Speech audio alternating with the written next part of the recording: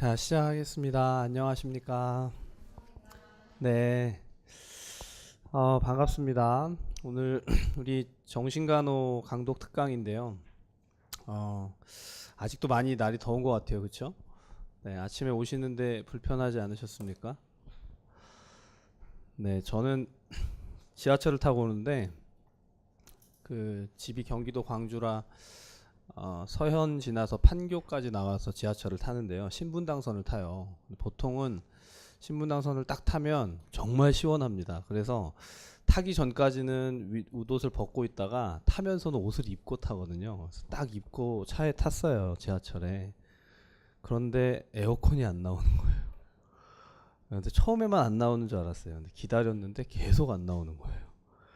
그래서 제가 양재까지 와서 지하철을 갈아타야 되는데 지하철을 타고 있는 그 칸에 저희 칸만 안 나왔는지 모르겠지만 사람들이 다 어딜 쳐다보냐면 이렇게 에어컨만 쳐다보면서 땀을 뻘뻘 흘리면서 양재역까지 갔거든요. 혹시 같은 지하철을 타신 분도 있을 수 있는데 제가 무슨 생각을 했냐면 빨리 내리고 싶다. 빨리 여기서 좀 내리고 싶다. 아니 감당이 안 되더라고요. 이걸 벗고 있는 것도 아니고 입고 있는 상태에서 땀은 계속 나고 근데 이제 딱 이 생각이 들더라고요. 이 예상했던 것에서 빗나가니까 대응이 안 되는 거죠. 아니 분명히 타면 시원하고 시원한 수준을 넘어서 항상 이렇게 거의 추울 정도였기 때문에 웃옷을 일부러 입었는데 완전히 엇나간 거죠. 그러니까 적응하는데 시간이 걸리더라고요. 오히려 나중에 지하철에서 내리고 나니까 더 시원하더라. 뭐 이런 생각이 들던데. 제가 사실 선생님들 생각을 많이 했습니다. 그 잠깐을 겪으면서 무슨 생각을 했냐면 시험 공부를 하다 보면 예상을 하잖아요. 내가 예측을 하고 예상을 하고 준비를 합니다. 그런데 그대로 되면 그냥 당연한 줄 아는데요. 거기서 약간만 핀트가 어긋나거나 조금만 생각하고 달라지면 뭐 에어컨 안 나와서 더운 것하고는 좀 비교할 수 없겠지만 사실 그게 시험장에서 내가 생각한 것과 피트가 맞지 않고 예측이 어긋나게 되면 감당이 안 되실 거예요. 사실 그래서 지금 우리가 이 여름에 공부를 하는 겁니다.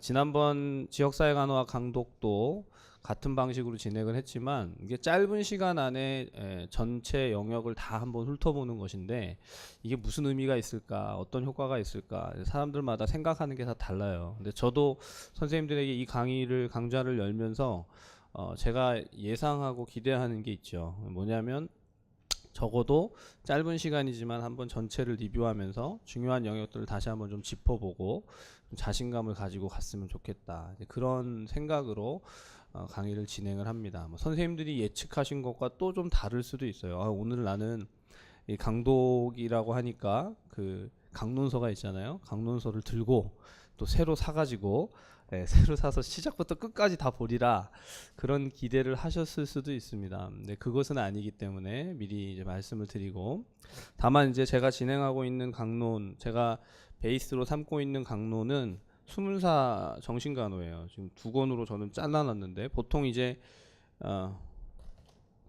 1부와 3부를 같이 묶어놓고 그 다음에 2부 이제 DSM-5에 해당되는 질환에 대한 것을 한 파트로 묶어서 이렇게 묶어서 다니는 게 제일 편하더라고요. 선생님들 또 난 절대 책을 찢지 않을 것이다. 뭐 각자 스타일이 다르지만 뭐 어떻게 하든지 간에 책을 최선을 다해서 좀 볼 수 있는 방향으로 만들어 가는 게 필요하지 않을까 생각을 하고요. 다만 정신간호는 혹시 여기 제가 하나 질문을 드려보죠. 정신간호 특강 2월 달에 했던 특강을 들으신 분?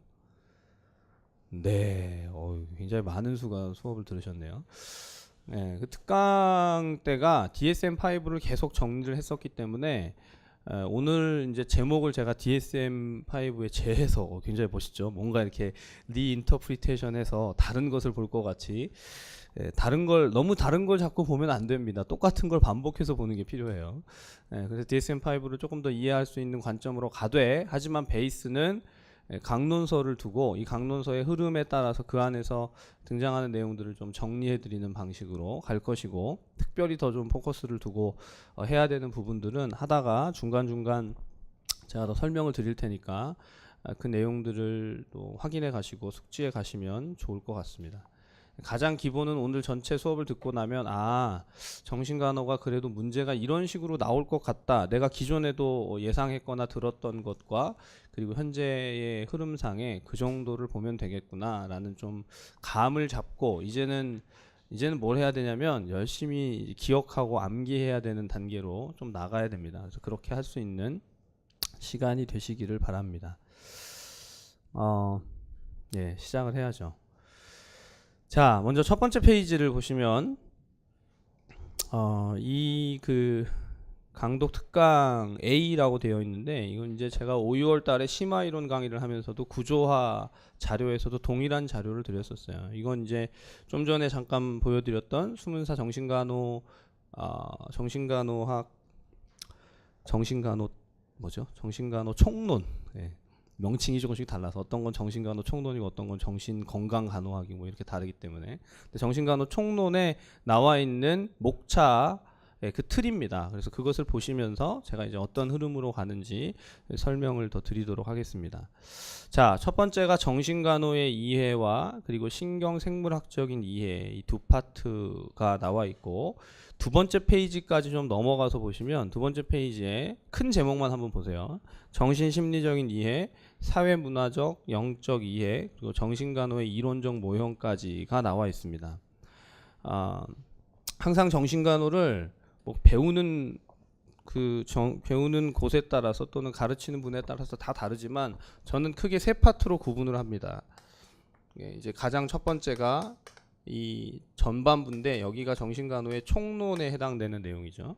지금 첫 번째 나와 있는 정신간호의 이해나 신경생물학적인 이해나 그 다음 두 번째 페이지에 있었던 심리적인 이해 그리고 무엇보다 중요한 게 뭐냐면 정신간호의 모형에 대한 것이 등장하는 이 파트가 총론이에요. 이게 이제 가장 베이스가 되는 파트입니다. 선생님들이 정신간호학을 공부했다 하면 적어도 다른 건 몰라도 정신간호와 관련된 그 이제 두 번째 페이지의 왼편 하단에 보면 정신간호의 이론적 모형이라고 되어 있는 게 있어요. 제가 순서를 가급적이면 조금 뭐 순서대로 가지만 중요한 부분들을 미리 좀 말씀을 드리고 그것들이 중요도를 좀 우선순위를 말씀드리고 가겠습니다.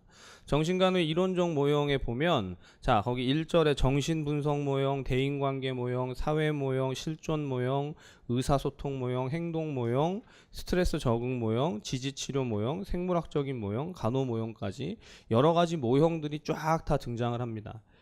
이건 이제 저랑 같이 강의를 계속 들어오셨으면 제가 특강 때는 2월달 특강 때는 아마 다 얘기를 못했을 텐데 이 모형들을 하나하나 알고 모르고가 사실은 시험의 가장 관건일 수 있습니다. 이 모형을 잘 이해하고 있으면 그 모형과 연관된 문제들은 충분히 우리가 다 커버할 수가 있죠.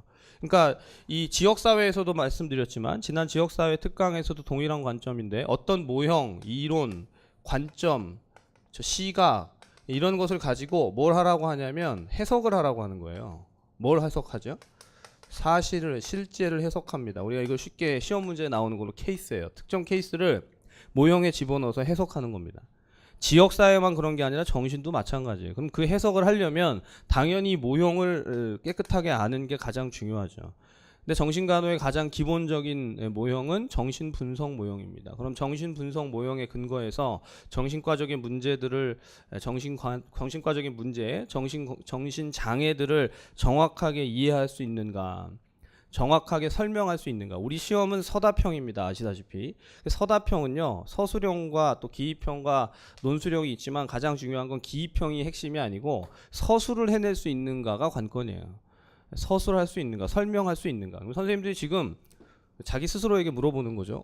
지금 갑자기 이런 모형들을 얘기하는데 그 중에서 예를 들면 정신분석에 대해서 자꾸 이야기하는데 우리 이제 이론 강의 계속 같이 듣고 계신 선생님들은 자꾸 무슨 얘기를 하는지 더 잘 아시겠지만 정신분석의 모형을 가지고 특정한 사례를 물어보면 내가 풀어낼 수 있는가, 해석해낼 수 있는가, 어떤 키워드들이 그 안에 들어가야 될 것인가를 생각하는가, 지금 그게 머릿속에 인지가 되어 있는가가 핵심입니다.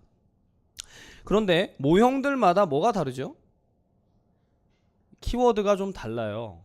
그걸 선생님들이 하나하나 구별해서 아시는 게 전반부에서는 정신간호 전반 파트에서는 제일 중요합니다. 자, 그런데 이것과 동시에 또 하나 중요한 게 뭐냐면 거기 제가 2페이지 하단에 보면 정신간호 과정해서 메모에다 써놨어요. 선생님들 메모하실 것에 정신간호 과정해서 사정진단 계획 수행 평가라고 돼 있죠.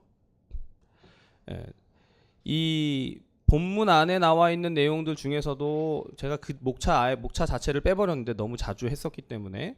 근데 제일 중요한 건 이런 이야기들을 막 하지만 케이스 하나를 분석하면 이거죠. 케이스의 진단이 뭐냐, 장애의 명칭이 뭐냐.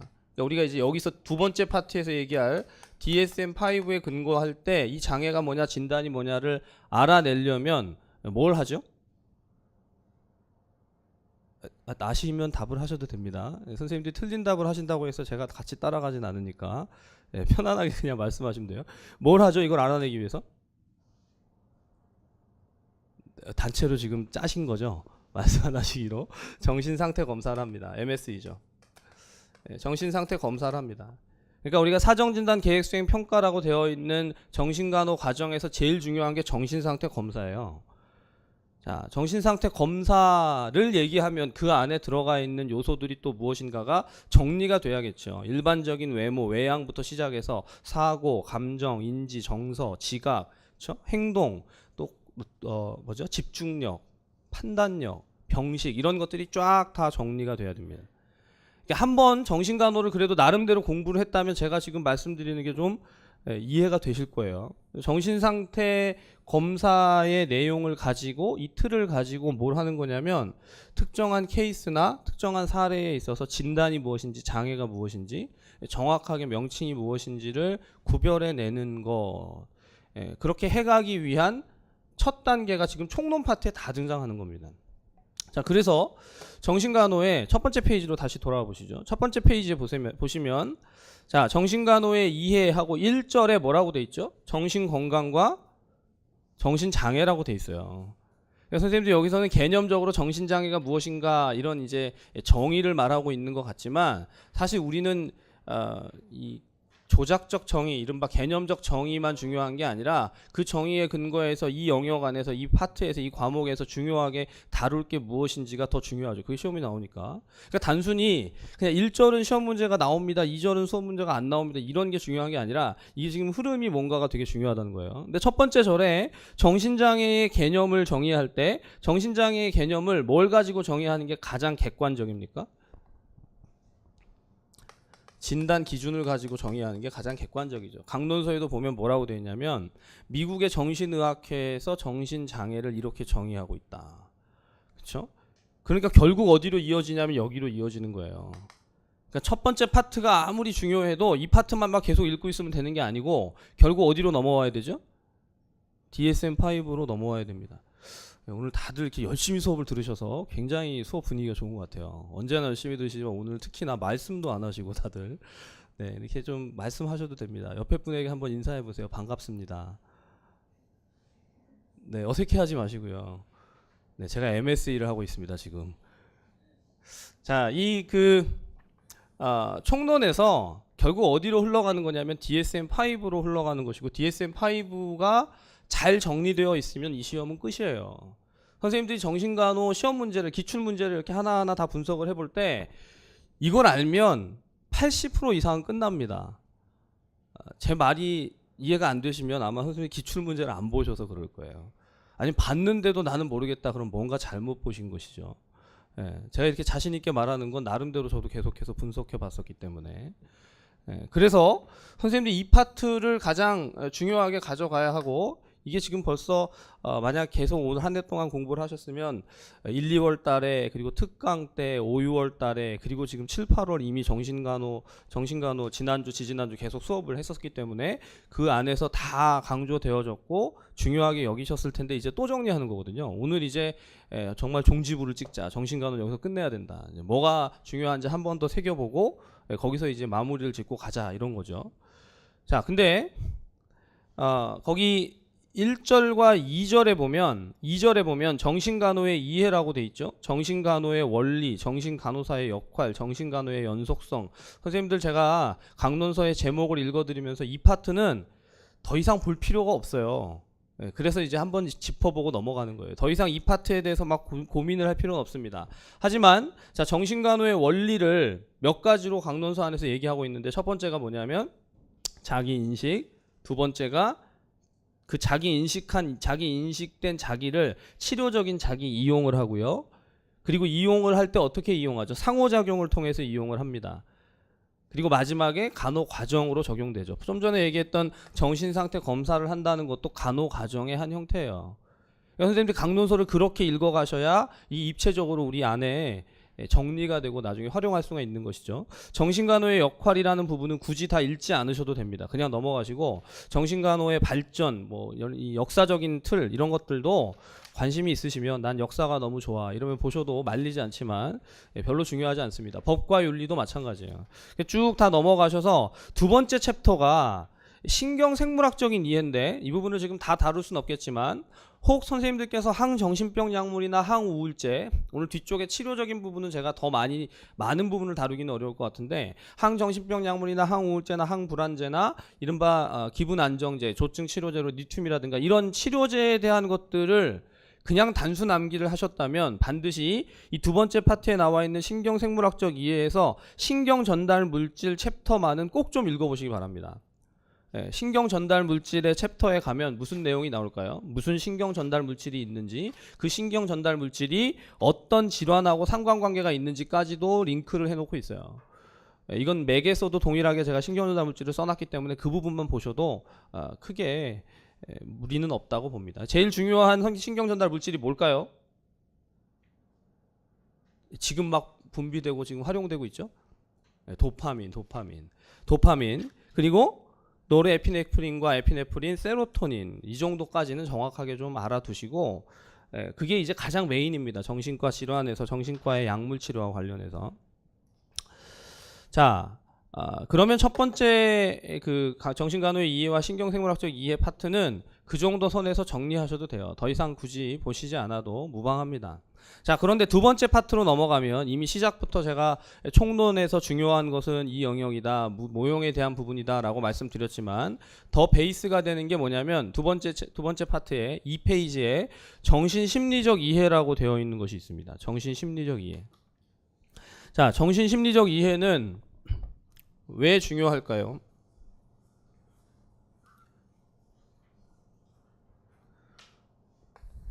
자, 정신심리적 이해. 정신간호는 우리 성인간호나 아동간호나 여성간호와 같이 신체적인 측면에 집중하는 것이 아니고 뭐에 집중하죠? 정신심리에 집중하죠.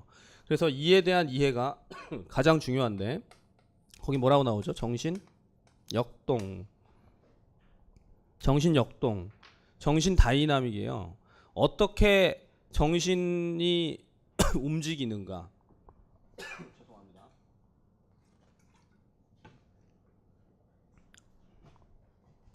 정신이 어떻게 움직이는가, 이른바 정신의 움직임의 결과 나타나는 변화 또는 이상 행동, 또 사고, 감정, 우리가 앞에서 얘기했던 정신상태 검사상에서 사고, 감정, 지각, 인지 이런 것들의 변화들을 왜 그런 변화가 특징이 나타나는가, 이른바 정상에서 이탈되는 게 나타나는가를 설명하는 베이스가 되는 이론이 정신분석 모형이죠. 그 정신분석 모형을 설명한 게 정신심리적 이해의 첫 번째 파트인 정신역동이에요.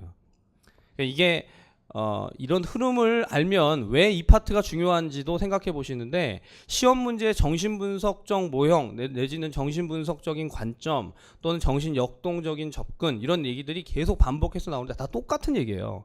프로이드의 관점에서 똑같은 얘기입니다. 그리고 뒤에서 나올 DSM-5에 대한 것을 기본 이해를 할 때 바탕에 깔려 있어야 되는 게 뭐냐면 프로이드의 관점이에요. 프로이드의 관점. 프로이드가 도대체 뭘 생각한 것인가, 우리가 왜 그렇게 프로이드에 대한 게 중요하게 여겨져야 하는가를 지금 따질 수는 없잖아요. 우리 시험 끝나고 나서 따져보시면 되는데, 프로이드가 다 맞진 않습니다. 제가 분명히 말씀드리지만 프로이드의 관점은 굉장히 집착되어 있고 왜곡되어 있는 관점이에요. 하지만 그 사람의 관점이 지금 정신의학이나 정신간호학에 완전히 보편적으로 깔려있기 때문에 볼 수밖에 없는 것이죠. 보고 나서 이게 이렇게 틀렸다라고 얘기하면 돼요, 나중에. 자, 근데 제일 중요한 건 시험과 관련해서 정신역동의 개념에서, 자, 이렇게 생각해 보십시오. 선생님들 정신역동 하면 만약에 시험 문제에서 정신역동에 대해서 설명해라. 그럼 뭘 설명하실 겁니까? 네. 뭘 설명할까요? 이렇게 질문할 줄 모르셨죠? 네. 자꾸 질문하니까 이렇게 눈이 이렇게 밑으로 내려가잖아요. 이거를 이제 설명하는 거예요. 정신역동 이를테면. 왜 우리가 눈을 밑으로 내릴까? 그렇죠? 왜 이렇게 뚫어져라 쳐다보지 못할까? 또는 말하다가 이렇게 꼬리가 잘릴까? 이유가 뭘까? 이런 것을 설명하는 게 정신역동입니다. 아주 쉽게 얘기하면. 그래서 강론서에서는 뭐라고 얘기하냐면 정신역동의 전제가 있다. 정신역동의 전제가 뭐냐면 모든 행동은 의미가 있고 이해할 수 있다예요. 모든 행동은 의미가 있고 이해할 수 있다. 그리고 모든 행동은 자신의 행동이나 행동에 대한 이유를 항상 인식하지 못한다. 우리가 어떤 행동을 하는데 심지어 자기도 잘 모른다. 이거 다 안 적으셔도 됩니다. 그러니까 쉽게 행동이나 변화들을 설명할 수 있다. 어떤 기제에 의해서, 그렇죠? 돌아가는 메커니즘이 있다. 그러니까 선생님들 우리가 삶을 사는데 내가 이 특정한 것에 반응하는 메커니즘이 있다는 거예요. 기전이 있다는 것이죠.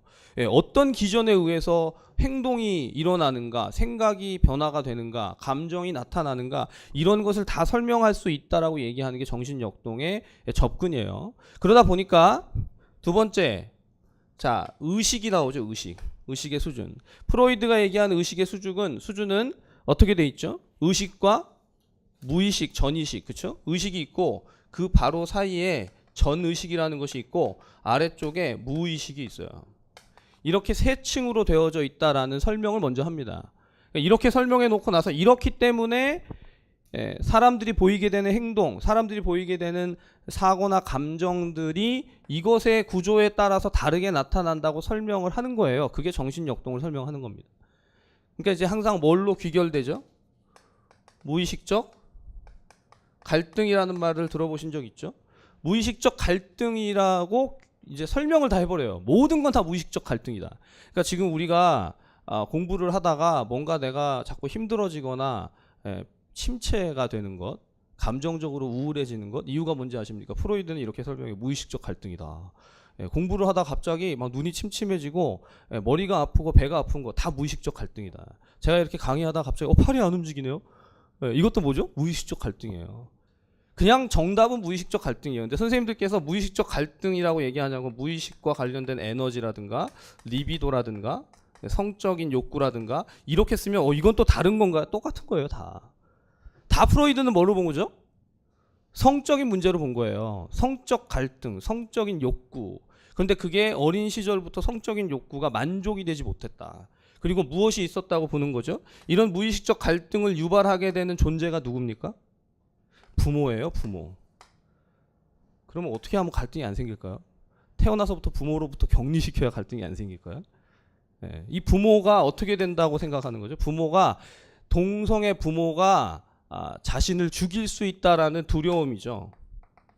공포. 이게 모든 정신과적인 질환을 설명하는 근간이에요. 그러니까 선생님들이 이걸 아시는 분도 있고 모르는 분도 있는데 이걸 잘 모르고 막 그냥 공부를 하고 외우다가 나중에 문제를 딱 만나면 답을 쓰기가 어려울 때가 실제로 있어요. 그래서 강론을 읽어간다는 건 지금 이 의식의 구조부터, 그러니까 정신역동이나 의식의 구조, 그리고 그것이 실제로 어떻게 증상으로서 발현되어지는가를 표현하는 데 있어서 그 설명들을 순차적으로 풀어낼 수 있는가. 자, 그래서 이제 조금 정리를 하죠. 그래서 이걸 다 모아서 좀 간략하게 방어 기전이라는 용어로 설명을 합니다. 우리 시험에는 뭐가 제일 많이 나올까요? 방어 기전이 현재까지 많이 출제가 됐습니다. 왜 방어 기전이 많이 출제됐냐면 지금까지 제가 설명드린 거예요. 그렇게 무의식적 갈등, 무의식적인 욕구, 무의식적인 어떤 에너지들이 발산되지 못하니까 그것이 나타나게 되는 방법이 뭐라는 거죠? 방어 기전이라는 거죠. 그럼 방어 기전엔 종류가 여러 개가 있죠.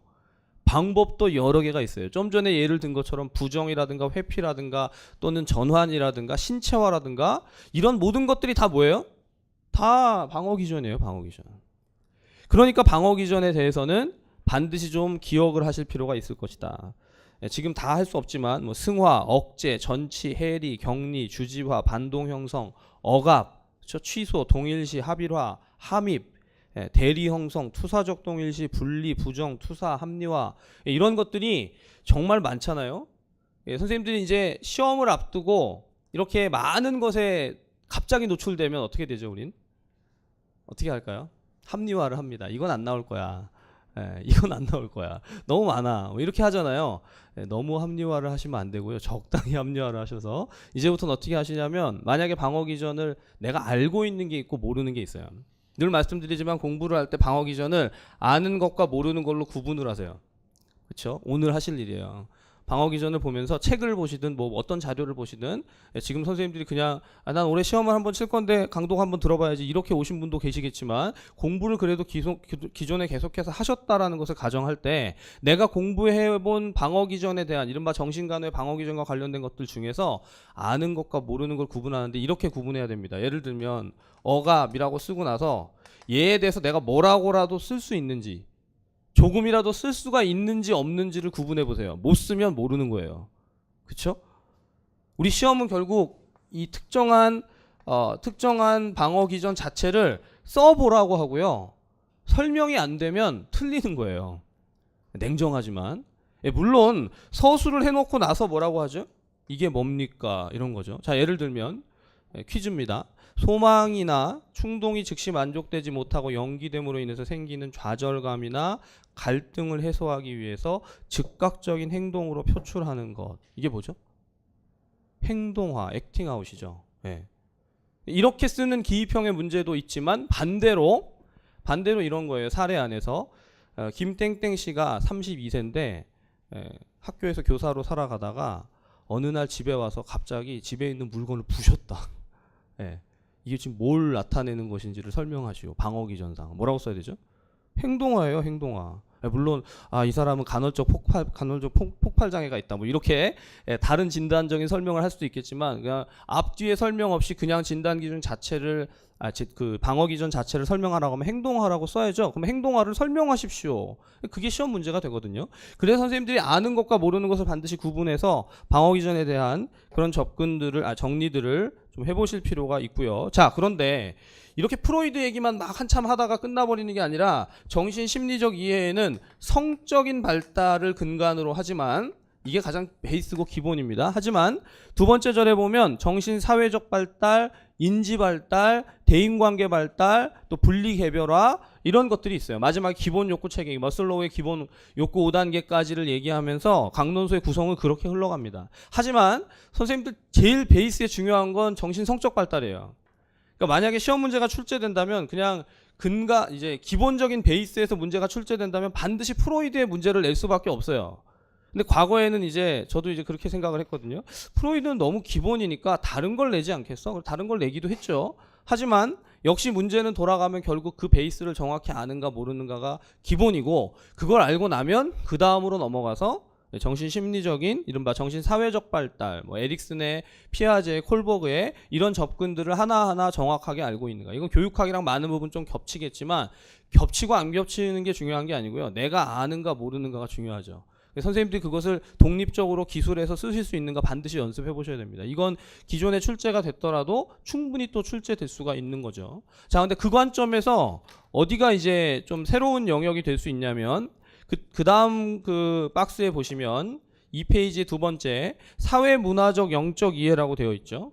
지역사회에서도 문화적인 부분에 대해서 추가로 강론서 안에 들어가기 시작했다고 말씀드렸는데 정신간호 안에서도 문화적인 역량, 사회문화적인 이해 뭐 이런 내용들이 굉장히 새롭게 더 들어오고 있습니다. 근데 그렇다고 해서 그럼 문화적인 뭐 이론을 다시 공부해야 되냐? 이제 분명히 이런 과목이 생길 거예요. 문화간호학 뭐 이런 게 생길 거예요. 근데 이제 그러면 다 독립적으로 공부를 해야 되느냐? 거기까지 하는 것은 좀 무리가 있다고 보고요. 하지만 지역사회에서는 거기까지 다룰 수 있다고 봐요. 자, 그래서 여기서는 세 번째 절에 나와 있는 스트레스와 적응이 이미 시험의 문제로 출제가 됐습니다. 그렇죠? 스트레스와 관련된 부분이 뭐가 문제가 출제가 됐을까요? 스트레스를 다룰 때, 자, 선생님들 지금 맥락을 잘 생각해보면 정신도 원래는 생물학적인 접근이 있잖아요. 그렇죠? 생물학적인 문제를 보고 그걸 이제 심리적인 것까지 확대하는 것이다. 단원의 구성도 정신장애를 얘기하지만 신경생물학적인 접근, 이른바 신경전달물질을 먼저 얘기하고 나서 그 다음 심리적인 문제로 오는 것처럼 똑같이 지금 세 번째 절에 나와 있는 스트레스도 원래는 뭐랑 관련되죠? 생물학적인 문제하고 관련이 돼요. 그래서 한스 셀리에의 GAS, 일반 적응 증후군을 얘기하는 게 가장 우선인데 자꾸 이제 어디로 가는 거죠? 생물학적인 거 말고 심리적인 거, 인지적인 것. 그래서 스트레스에 대한 이해가 초기에는 투쟁 도피 반응을 얘기했지만 점점점 적응이라든가 심리 행동적인 스트레스 반응으로 간다라는 게 강론서의 흐름입니다. 그래서 강론 안에는 이 스트레스의 인지적인 접근, 심리적인 접근까지 나가면서 이걸 이제 스트레스 원에 대해서 어떻게 반응하는지, 어떻게 대처하는지 이 문제가 제일 중요하다라고 그렇게 결론을 내는 것과 다름없어요. 자, 그런데 이런 스트레스와 스트레스의 대처에 대한 것을 이야기하는 것도 분명히 특정한 학자들의 관점이고 그들이 얘기하는 것도 상당히 중요하지만 이 총론의 파트 안에서 가장 중요한 건 제가 시작할 때 말씀드렸지만 결국 누구의 관점이나 누구의 시각이냐, 누구의 초점으로 보느냐에 따라 다르다는 거예요. 그래서 선생님들이 만약에 난 정신간호가 도저히 종잡을 수가 없다라고 하면 이제 잡으시면 되죠. 뭘 잡으면 되냐면 정신간호의 이론적 모형 파트를 반드시 좀 정독해서 읽어보시기 바랍니다. 그러니까 정신분석 모형, 이 정신분석 모형이 이미 앞에서부터 지금까지 설명하던 내용의 총합이에요. 근데 무엇이 제일 중요하냐면 이 모형에서 특정한 일탈 행동 또는 행동 일탈, 이상 행동, 이걸 다른 말로 뭐라고 할까요? 증상. 그렇죠? 이것을 이 모형에서 어떻게 아까 뭐라고 그랬죠? 해석이라고 했는데 설명하는 거 하는 거예요. 자, 쉽게 말씀드리면 예를 들어서 전환 증상이 나타났다. 눈이 안 보여요. 갑자기 눈이 안 보인다. 눈을 뜨고도 눈이 안 보여요. 막 이렇게 얘기한단 말이에요. 그러면 눈이 안 보이는 것을 정신분석의 관점에서 선생님 답을 다 하실 수 있을 거라 생각해요. 이미 다 말씀드렸으니까. 전환 증상이 나타나는데 정신분석 모형에 근거할 때 이건 왜 나타나는 거죠? 무의식적 갈등이다라고 써야 돼요. 그렇죠? 자, 그런데 모형이 바뀌었습니다. 이게 정신분석 모형이 아니라 거기 두 번째 보면 대인관계 모형이라고 되어 있어요. 그럼 대인관계 모형에 근거하면 왜 문제가 생긴 걸까요? 눈이 안 보이는 게. 엄마하고의 관계에서 대인관계 경험이 왜곡돼 있다. 이게 답이에요. 똑같은 걸 가지고 다 지금 다른 얘기를 하는 거거든요. 실존 모형에서는 왜 그럴까요? 왜 눈이 안 보이는 걸까요? 참 자아를 못 만났기 때문에, 자기 자신을 실제로 대면한 적이 없기 때문에 눈을 못 뜨고 있다. 눈을 뜨면 자기가 부서질 것 같아서 뭐 이런 해석이 되는 거죠. 그러니까 지금 여기에 일탈 행동이나 이상 행동이나 증상, 이른바 이 안에 들어가는 내용들은 다 모든 소스가 어디서 나오냐면 결국 여기서 나와요. 그래서 선생님들 DSM-5를 잘 알아야 합니다. DSM-5에 나오는 장애라든가 진단, 여기서 나오는 여러 가지 증상들을 여기다가 배치하고, 그렇죠?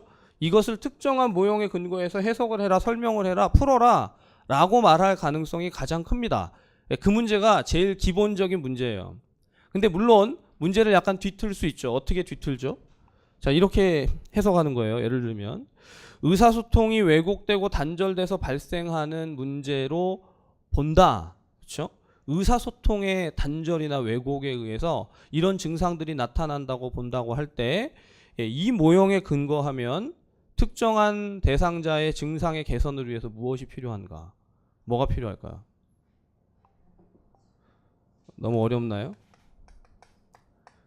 의사소통의 재구조화가 필요하죠. 의사소통을 재구조화하려면 뭘 할까요? 의사소통을 분석해야 되죠. 그게 상호교류 분석이에요. 그런데 한 가지 조금 더 업그레이드하면 상호교류 분석만 의사소통을 중요하게 하는 게 아니라 최근에 우리 시험은요, 특정한 치료, 가족치료라든가 집단치료라든가 이런 치료적인 관점 안에서 뭐가 중요해지냐면 의사소통이 중요해지거든요. 그렇죠? 그러니까 이미 베이스에 그런 내용들은 다 깔려 있는 거예요. 그러니까 이게 지금 갑자기 가족치료에서 의사소통을 중요하게 여기는 그런 모형들이나 이론들이 등장하기 시작한 게 아니고 이 안에 이미 들어있는 거죠. 그러니까 의사소통 모형에 있어서 행동 일탈을 어떻게 바라보는가를 우리가 보면 그럼 어떻게 개선을 할 것인지, 즉 치료 과정이 어떻게 되는지를 보게 될 것이다. 그렇죠. 강론서에서는 이렇게 돼 있어요. 의사소통의 왜곡이나 단절에 의해서 문제가 발생한다면 치료 과정은 핵심이 뭘까요? 의사소통의 형태를 제대로 알아야 된다부터 시작합니다. 그렇죠? 그래서 지난해에 우리 기출됐던 문제 중에 가족치료의 경험주의적인 가족치료 안에서 지금 대상자가 보이고 있는 의사소통의 유형이 무엇이냐, 이게 나왔단 말이에요. 그렇죠? 이 선생님들 그러니까 앞에 총론에 대한 것을 무시할 수 없는 게 그만큼 중요한 초점들을 우리에게 보여주고 있습니다. 그러니까 다시 말씀드리지만 잘 모르겠다, 난 정신간호를 해도 잘 모르겠다, 정신간호 때문에 정신이 없다 그러시면 다른 걸 하지 마시고 집에 가셔서 이 총론 파트, 제가 말씀드리는 총론 파트는 정신간호의 전반부입니다. 여기서 모형이 나오는 걸요 한 3번만 읽어보세요. 예, 제가 선생님들께 장담하듯이 말씀드리잖아요. 잘 이해가 안 갑니다, 봐도 모르겠습니다. 그걸 같은 걸 2번, 3번 읽었는데도 모르시면 찾아오시라고. 그럼 제가 이해를 시켜드리겠다고. 근데 이제까지 그렇게 읽고 나서 찾아오신 분들은 잘 못 봤어요. 예, 보통 안 읽어보고 모르겠어요, 저는 정신간호가 도저히 맥이 안 잡혀요, 도저히 정신간호 때문에 시험에 떨어질 것 같아요. 그럴 일은 없어요. 선생님들 정신간호 때문에 분명히 합격하실 거예요. 네, 그쵸. 저는 그렇게 생각합니다. 오늘 수업을 들으시는, 특히나 이 더운데 직강에 나오셔서 또 인강을 빼면 또 속상하잖아요, 그죠? 나중에 수업을 들으시는 선생님들까지 다 합격하시기를 바랍니다, 정말로. 예, 이 더운 날 얼마나 고생이 많아요. 예. 늦게 오신 분들도 계시니까, 제가 그 에어컨 꺼진 지하철을 타니까 정말 덥더라고요. 근데 에어컨이 꺼진 게 문제가 아니라 저희 집에 에어컨이 고장이 났어요. 예, 에어컨이 고장이 났는데 고치는 AS를 부르니까 4일 정도 후에 온다더라고요. 예, 근데 그 이제 나날이 시원해지기를 바라는데 어떻게 더 이렇게 온도가 올라가는 것 같아요. 네, 저희 집만 그런 건가요? 네, 그렇죠. 선생님들도 공감을 하시는 것 같아요. 많이 더우시고 힘드실 텐데 여기는 좀 시원한가요? 네, 다들 에너지를 안 쓰시려고. 네. 자, 그래서 2페이지의 오른쪽에 보시면 상단에 제가 챕터 중에서 하나도 기술 안 한 게 치료적 관계와 의사소통에 대한 부분입니다. 사실 치료적 관계와 의사소통은 강론에서는 상당히 중요하게 다뤄요. 선생님들 혹시 강론서를 가지고 오셨거나 보시려고 하면 6장과 7장이 정신간호 과정과 그 다음 7장이 치료적인 관계와 의사소통 파트입니다. 제가 이 파트를 그 구조 안에서도, 강론 구조 안에서도 지금 써드린 것 안에서도 쓰지 않았는데, 사실은 이 파트가 중요하게 다루어지고 정신상태 검사라는 관점에서, 그리고 치료적인 관계와 의사소통에 있어서는 거기 첫 번째 의사소통의 모형이 있어요. 의사소통 모형. 이제는 지역사회간호나 정신간호에서 모형을 얘기하면 선생님들이 좀 민감해지셨을 것 같은데, 정신의 의사소통의 모형에 2가지 모형이 있죠. 뭐가 있을까요? 구조적인 모형이 있고요, 상호교류 분석 모형이 있습니다. 이미 말씀드린 대로 구조적인 모형과 상호교류 분석의 모형이 있을 때, 이 모형에 대한 것을 챕터에서는 그냥 의사소통의 모형이라고만 써놓고 있지만 가장 기본적인 분석 모형입니다. 그래서 구조적인 모형을 가지고 만약에 의사소통을 분석한다, 그럼 뭘 분석하냐면, 간단히만 말씀드리면 전달자가 있고 수용자가 있다. 전달하는 메신저가 있고 받아들이는 수용자, 리시버가 있다. 그럼 이 둘 간의 메시지가 전달될 것이고 피드백이 있을 것이다. 그런데 자, 메시지가 있고 피드백이 되는데 왜 메시지가 온전히 전해지지 않을까요? 전달자의 상황과 수용자의 상황이 각각 다를 수 있기 때문에, 여기에 문제가 생기든 여기에 문제가 생기든 메시지 자체는 문제가 없는데 다른 걸 들을 수 있다는 거죠. 자, 그래서 구조적인 모형은 다시 말씀드리지만 전달자, 메시지, 수용자, 피드백, 그리고 상황, 이런 요소들로 구성이 됩니다. 이게 의사소통 모형을 얘기할 때 가장 기본적인 거예요. 그런데 교류 분석은, 상호 교류 분석, 상호 교류 분석은 뭐가 중요하냐면 대상자가 있고 간호사가 있죠. 간호사 내지는 치료자라고 합시다. 치료자가 있어요. 그런데 똑같이 전달하고 수용하겠죠. 근데 이걸 뭐라고 보는 거죠? 자아라고 보는 겁니다. 자아. 그래서 뭐죠? 부모자, 페어런츠, 그 다음에 어덜트, 성인자, 아동자. 근데 이게 여기만 있는 게 아니라 이쪽에도 부모자, 성인자, 아동자가 있다. 그래서 어떻게 메시지가 전달되느냐? 부모자에게서 아이자로, 그렇죠? 아동자 아니 어른자에서 어른, 그러니까 부모자로 뭐 이렇게 크로스가 되어지거나 또는 실제로 대화는 어른과 어른이 대화를 하는 것 같은데 그 안에 이면적인 교류는 아이가 부모에게 얘기하는 것 같은 이런 교류의 상태들을 분석한다. 이게 뭐죠? 이게 상호 교류 분석이에요. 처음 들으시는 것 같은 표정을 지으셔서 지금 이게 이런 게 이제 메시지의 차이죠. 그렇죠? 메시지가 문제가 아니라 상황의 차이가 제가 잘못 이해하는 걸 수도 있죠. 선생님들이 이미 나 다 알고 있어 뭐 이렇게 얘기하시는데 저는 모르는 것 같은 표정으로 알아들어서 계속 더 이걸 막 이제 집중할 수도 있는. 자, 이런 교류 분석에 대해서 그래서 교류 분석의 형태가 있습니다. 상호 보완 교류가 있고요. 교차 교류가 있고 이면 교류 내지는 저의적인 교류가 있다.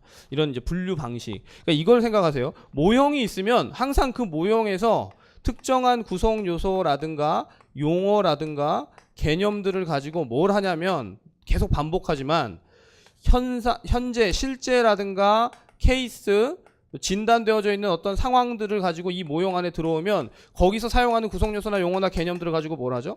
해석하고 서술한다. 그러니까 선생님들 계속 요 세팅을 생각하시면 돼요. 내가 지금 이 모형을 정확하게 알면 반드시 현재의 상황을 설명할 수 있어야 되는데 설명할 때 내 용어를 가지고 설명하는 게 아니라 그 모형에서 쓰는 용어를 가지고 설명을 해야 돼요. 지금 방금 의사소통이 중요하다고 했는데 자, 의사소통을 구조적인 모형에 의해서 설명하시오 하면 반드시 그 안에 뭐가 들어가야 되죠? 전달자, 수용자, 메시지, 피드백, 상황 이런 내용들이 들어가야 되고 교류 분석의 근거에서 의사소통을 설명하라고 하면 반드시 그 안에는 PAC에 대한 게 나와야 돼요. 이게 안 나오면 그러면 못한 거죠. 제대로 이게 분석이 되지 않은 거죠. 그게 키워드가 되는 거죠. 그러니까 어떤 내용이 키워드로 들어가야 되는가, 어떤 내용이 거기 반드시 포함돼야 되는가, 그걸 우리가 이렇게 칼로 자르듯이 정하기는 좀 애매하지만 분명한 건 특정한 모형 안에서 중요하게 다루는 구성 요소라든가 용어라든가 개념이라든가 이런 것이 지금 나한테 정리가 돼 있는가가 가장 중요하다고 하겠습니다. 그래서 이제 그 밑에 치료적인 의사소통 기법이라든가 비치료적인 의사소통에 대한 것도 우리 시험에서 이미 중요하게 문제화됐어요. 그러니까 치료적 의사소통이라고 하면 치료적 의사소통에 포함되는 것이 있죠. 뭐가 있죠? 적극적으로 경청을 한다거나 재진술을 한다거나 명료화한다거나 반영한다거나. 근데 반영 안에는 또 뭐가 있어요? 내용의 반영이 있고 감정의 반영이 있죠. 또 그 이외에도 초점을 맞춘다거나 주제를 확인한다거나 침묵한다거나 유머를 사용한다거나 정보를 제공한다거나 제안을 한다거나 이런 방법들이 다 뭐죠? 치료적인 의사소통 방법입니다. 그럼 분명히 치료적인 게 있으면 뭐가 있죠? 비치료적인 게 있어요. 이게 선생님들 우리 그 공부하는 영역에 간호 영역에 제가 대학 다닐 때 이런 걸 알았으면 얼마나 재밌게 공부를 했을까 이 생각이 들던데 치료적인 게 있으면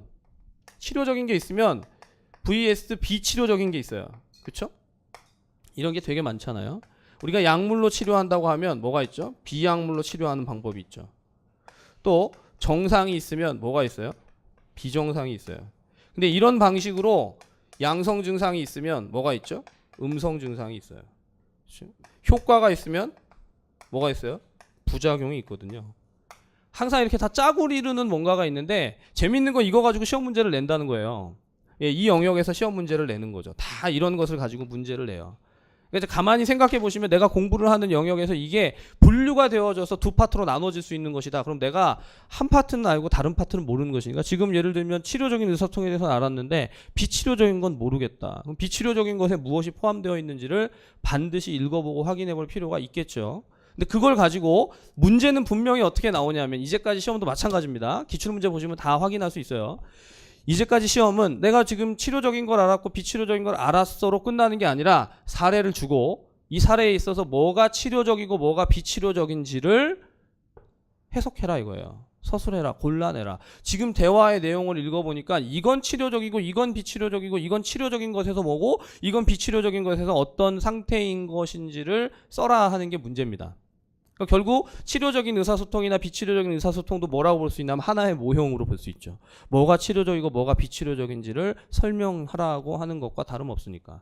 학자명이 나오지 않고, 물론 학자는 페플라워가 주로 얘기했는데 대인관계 모형에서, 근데 그가 얘기한 것을 명시하지 않고 다만 치료적 비치료적인 거를 강론서 안에서 갈라놨으니까, 나눠놨으니까 그거 가지고 우리는 하나의 모형이 되는 거예요.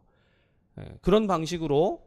제일 애매한 게 이런 문제죠. 예를 들면 뭐가 지금 이 모형이라든가 이론 안에서 중요하게 다뤄지는지를 정확히 감별해내기 어려운 상태에 있을 때 문제로 출제되는 것이 가장 어려울 수 있지만, 분명한 것은 구분을 하거나 분류를 하거나 대조를 하거나 비교를 하거나 이런 게 시험 문제에서는 가장 많이 출제되어 온다. 그래서 선생님들이 이걸 더 좀 잘 잡으실 수 있는 방법은 강론서를 읽어가다가 이렇게 가다가 보면 보통 박스 처리되어 있거나 도식화되어 있는 것이 있죠.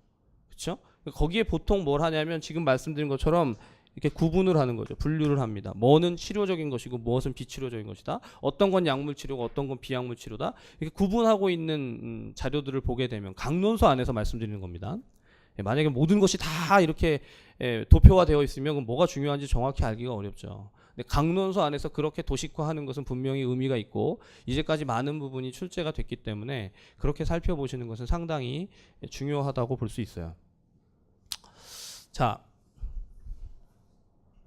그래서 전반부만 가지고 시험 공부를 한다면 제가 생각할 때는 한 2-3시간 정도만 정말 바짝 집중해서 공부를 하시면 많은 부분을 정리할 수 있을 거라고 기대를 합니다. 너무 더 시간이 걸린다면 뭔가 지금 오버를 하고 있거나 안 봐도 되는 것에 너무 집중하고 있을 가능성이 커요. 아주 냉정하게 말씀드리면 한 3시간 정도 투입을 하는, 선생님들의 읽는 속도나 이해 능력이나 기본적인 베이스가 크게 다르지 않다는 가정하에 말씀드리는 거예요. 오랜 시간 공부한다고 공부가 많이 되는 게 아니에요. 그렇죠? 한 3시간 정도 투입을 해서 지금 말씀드렸던 포인트들을 정리하고 잡아가면 오케이, 총론은 여기까지 됐다. 근데 항상 중요한 건 뭐죠? 여기가 중요하죠. 여기가. 한 3시간 공부하고 났는데 문제는 DSM-5를 하나도 모른다. 그러면 이제 시험 문제는 다 틀릴 수도 있다. 그렇죠? 왜냐하면 이 부분에 대한 이해가 없으면. 그래서 DSM-5를 잘 이해하고 정리하는 것이 필요하다라는 겁니다. 자, 3번째 페이지로 넘어가면 이제 본격적으로 그러면 진단에 대한 내용들을 조금 다룰 텐데 기지개 한번 피시고 쉬는 시간을 곧 드릴 겁니다. 5분 안에.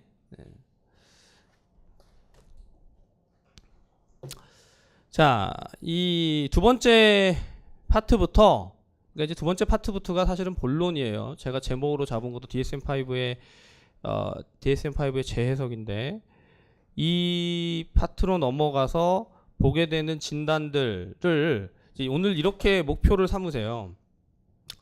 강의는 강의 시간에 암기를 하는 게 아닙니다. 그렇죠? 강의는 흐름을 듣고 내가 지금 어떤 방향으로 맥락을 잡아서 집에서 이걸 공부를 할 것인가를 잡아가는 시간이에요. 이 시간에 암기하고 집에 가서부터는 이제 나는 공부 다 했다 하면 그러면 합격할 수가 없어요. 거꾸로 하시면 안 돼요. 절대 반대로 하셔야지. 근데 강의 시간에 그래서 지금부터 이제 DSM-5의 진단들을 하나하나 다시 봐가실 텐데, 선생님들이 기존에 알고 계셨던 것들이 다 있죠? 없지 않아요. 그럼 그것을 근거로 해서 다시 한번 새겨보시고, 그 다음 내가 왜 이 질환에 대해서는 별로 이렇게 인식이 안 되지? 왜 내가 얘는 계속 별로 중요하게 생각하지 않았을까? 이유는 둘 중에 하나입니다. 그 질환을 자꾸 회피하고 싶거나, 그렇죠? 아니면 공부를 안 했거나, 둘 중에 하나예요. 그래서 진단들을 잘 좀 새겨보시고, 진단 기준을 다 여기 쓰여 있진 않지만 제가 가능하면 좀 필요한 부분들은 언급을 해가면서 기준들도 같이 좀 생각해 보도록 할 테니까 선생님들도 좀 애쓰셔서 그렇게 집중하시면 효과적이지 않을까 생각합니다. 자, 이제 먼저 첫 번째 페이지 3페이지에 보시면 큰 제목을 보면 불안과 강박 관련 장애로 묶어놨습니다. 그렇죠? 근데 사실은 우리가 알고 있는 거 제가 아래쪽에 메모에다가 좀 써놨는데, 불안 장애와 강박 장애는 분리되어 있어요. DSM-5에서는 이걸 분리한 게 상당히 큽니다. 과거에는 불안 강박 관련 장애와 외상 후 스트레스 장애, PTS 장애를 같이 묶어놨었어요. 혹시 이전에 강론서를 가지고 계신 분들은 불안장애 안에 지금 1, 2, 3 지금 세 파트가 다 같이 묶여 있는 경우가 대부분입니다. 그래서 불안 강박 관련 장애와 외상 및 스트레스 관련 장애, 해리 장애까지를 다 묶어서 이게 다 불안 장애다. 또 그 다음에 나오는 4페이지에 나오는 신체 증상 관련 장애까지도 사실은 불안을 베이스로 보는 경우가 많습니다. 하지만 선생님들 분명하게 DSM-5의 진단에서는 그렇게 하고 있지 않기 때문에 구분해서 기억하시는 게 필요하고, 먼저 자 불안의 파트를 보시면 첫 번째 3페이지 왼편에 보시면 모든 강론의 내용은요, 지금 정신간호, 총론, 수문사는 다 이 구성으로 돼 있어요. 처음엔 뭐냐면 개요예요. 원인이라고 써 있지만, 거기 원인이라고 되어 있지만 개요입니다. 개요. 그러니까 이 질환의 근본적인 틀이 어떻게 되는지, 그 다음에 개요를 얘기하고 원인을 풀면서 이 원인이 생물학적인 원인과 심리적인 원인과 또 때에 따라서는 사회적인 측면, 사회학적인 측면에서의 문제 제기를 하고 이래서 발생한 것 같다고 보고 나서 그 다음엔 다 뭐죠? 바로 DSM-5의 진단의 틀에 따라서 진단 기준을 각각 얘기합니다. 그렇죠? 각 질환마다. 그리고 나서 여기서 끝나지 않고 그 다음 나오는 게 간호 과정이에요. 사실 강론서에서 볼만한 파트는요, 선생님들이 강론서를 만약에 오늘 강의 들으려고 사셨다면 이 부분을 보는 게 가장 유익할 수 있습니다. 유익할 수 있지만 만약에 DSM-5를 전혀 모르는 상태에서 이 부분만 보면 별로 도움이 안 될 수도 있어요. 근데 중요한 건 이런 구조를 다 가지고 지금 챕터들이 구성이 됩니다. 거기 불안 강박 관련 장애도 그렇고 외상 및 스트레스 관련 장애도 마찬가지고 해리 장애도 마찬가지고 다 그런 식이에요. 첫 번째 절에는 개요인데 원인에 대한 것을 얘기하고, 두 번째 절에는 DSM-5 진단을 얘기하고, 마지막에는 간호 과정인데, 자 선생님들 간호 과정은 오늘 다 하지 못해요. 하지만 간호 과정의 기본 구성은 원래는 약물과 비약물의 치료에 대한 것을 설명하는 게 가장 기본 골격입니다. 그런데 우리 강론서들은 다 간호학을 베이스로 하기 때문에 약물과 비약물적인 접근으로 쓰지 않아요. 선생님들이 아셔야 되는 건, 근데 우리 시험 문제를 보면 이 구조로 가면 끝납니다. 어떤 약물을 쓰는지 또는 어떤 비약물적인 치료를 하는지를 알면 그냥 끝이에요. 그러니까 강론서를 읽어갈 때 늪에 빠지지 마세요. 이 파트를 들어가서 간호 과정을 한 파트를 읽어가는데, 자 예를 들면 불안과 관련된 파트에 있어서 간호 과정을 읽어가는데 어떻게 되어 있냐면, 제가 예시를 좀 들어드리죠. 자 간호 과정 파트에서 간호 사정이 나오고, 간호 진단이 나오고, 간호 계획과 수행이 나오고, 그리고 간호 계획과 수행 안에서 중재에 대한 얘기를 하고 나서 나중에 간호평가까지 이른바 사정진단 계획수행 평가의 내용을 가지고 이 파트를 구성을 해놓은 게 다 대부분입니다. 사정부터 평가까지 쭉 써놨어요. 그러면 이렇게 쓰는 것 안에서 등장하는 간호진단이 분명히 있습니다. 이 간호진단을 무시하는 게 아니라 공부를 할 때 간호진단을 중심으로 공부를 하다 보면 늪에 빠지게 돼 있어요. 왜냐하면 질환이 다 섞이기 때문에. 그래서 강론서를 가지고 보실 때에도 자 이 파트를 가지고 보려면 사정진단 계획수행 평가라고 되어 있는 내용 안에서도 어디에 집중하게 돼 있죠? 어디에 집중하게 될까요? 다 같이 듣고 계셨는데 어디에 집중하게 될까요? 약물이나 비약물 치료는 사정진단 계획수행 평가 중에 뭐에 해당이 되죠? 중재에 해당이 되겠죠. 중재. 어떤 중재를 해야 되는지를 유의해서 읽어보시고 넘어가시면 됩니다. 자 그런데 대부분의 중재의 내용 중에서, 자 여기 잘 들어보세요. 대부분의 중재의 내용 중에서 어떤 약물을 씁니다를 얘기하기보다 이 비약물적인 접근으로서 저 뒤에서 나오는 이제 세 번째 파트, 제가 A, B, C라고 하면 C에 나오는 치료적인 접근 안에서 정신치료나 집단치료나 가족치료나 또는 인지치료나 이런 치료들을 얘기하는 것이 아니라 이 각 파트마다 비약물적인 치료는 대부분 다 어떻게 가냐면 DSM-5의 특정 질환에 대한 간호 중재라고 얘기하면서 여기에서 발생할 수 있는 증상에 대한 중재를 써놓은 게 대부분입니다. 자, 그럼 예를 들면 공황장애를 얘기하면서 DSM-5에서 나타날 수 있는 공황장애의 문제로서 뭘 생각하냐면 불안을 얘기해요. 불안 관리를 어떻게 하느냐, 신뢰관계를 어떻게 형성하느냐, 또 환자나 가족에 대해서 어떤 교육을 해야 되느냐, 이런 일반론들을 제시하고 있지, 이게 여기서 말하는 진단 기준하고 맞물려 가지 않습니다. 그래서 어려운 거예요. 선생님이 강론서를 보시지 말라는 게 아니라, 저는 강론을 아주 사랑하고 강론을 좋아하죠. 왜냐하면 강론을 봐야 여기에 근거해서 문제를 출제하기 때문에. 자 그러나 공부를 해갈 때 약물이나 비약물적인 접근으로 나누어서 파트를 보고 그냥 넘어가야지. 거기서 막 메워가지고 이걸 다 읽어야 돼. 난 강론을 어떻게든 다 파가지고 시험을 잘 볼 거야. 이렇게 생각하면서 보시다가 헤매면 거기서부터 이제 공황이 발생할 수 있어요. 진짜 어려울 수 있습니다. 그러니까 지금 말씀드린 대로 여기까지 읽어갈 때 간호과정 파트에 있어서 뒤쪽에 중재에 대한 내용들을 보는 것이 심플하게 보고 넘어가시고, 그 다음 다만 한 가지 제가 중요하게 말씀드리는 게 뭐냐면, 사정 파트에 보면 뭐가 나오냐면 간호사정 내용 안에 우리가 잘 알고 있는 정신상태 검사의 내용이 일부 등장해요. 이 모든 파트가 다 일관성 있게 나오면 좋겠는데 그렇진 않고, 정신상태 검사의 내용이 사정 파트 안에서 등장하는 경우가 있습니다. 제가 이따가 다음 시간부터 조금 더 말씀을 드리고 그 부분에 대한 언급을 일부 하겠지만, 그럼 정신상태 검사에 대한 이른바 사정에 대한 내용들을 한다는 게 뭐냐면, 자, 불안 강박 관련 장애를 얘기할 때 정신상태 사정을 하면 공황장애를 가진 대상자는 이런 사고를 가졌다, 이런 감정을 가졌다, 이런 지각을 가졌다, 이런 인지를 가졌다를 잘 구분해 놓진 않지만 써놓는 경우들이 있어요. 그것만 효력이 있습니다. 활용할 가능성이 있어요. 그걸 가지고 어디로 가져올까요? 자, 선생님들 여기서 자, 특정한 진단 기준을 가진 환자의 사정 자료를 가지고 뭘 할 수 있을까요? 여기다 갖다 놓는 거죠. 아까 말씀드린 대로 케이스 안에다가 그 내용을 집어넣고, 그러면 얘는 진단이 뭐냐, 그렇죠? 그럼 이 진단을 특정 모형, 정신분석 모형에 근거할 때 어떻게 해석할 것이냐, 그럼 이 진단을, 이 진단된 대상자를 어떻게 중재할 것이냐, 이게 시험 문제죠, 그렇죠? 시험 문제 구성이 결국 그렇게 되어지기 때문에 어떻게 만들어지는가를 보는 데 있어서 강론서의 후반부가 분명히 활용이 될 수는 있지만 공부를 할 때 거기에 매이게 되면 굉장히 어렵습니다. 예, 그래서 강론을 혼자 읽어가실 때도 가급적이면 자, 총론적인 것을 읽고, 그 다음 후반에 이제 중간 파트에 들어와서 DSM-5에 들어와서는 여기 DSM-5에 관련된 부분을 다시 한번 리뷰하고, 정신상태 검사에 해당되는 간호 사정에 대한 내용들을 가볍게 보고, 그리고 중재적인 접근에 있어서 약물이나 비약물적인 논의들을 보는 것까지가 가장 좀 조절된, 그쵸, 효율적인 강론서의 활용이라고 볼 수 있어요. 이제 진단 기준들을 제가 조금 더 풀어가면서 강론 안에서 또 필요한 것은 언급하고 그렇게 가도록 하겠습니다. 잠깐 한 10분간 휴식하시겠습니다.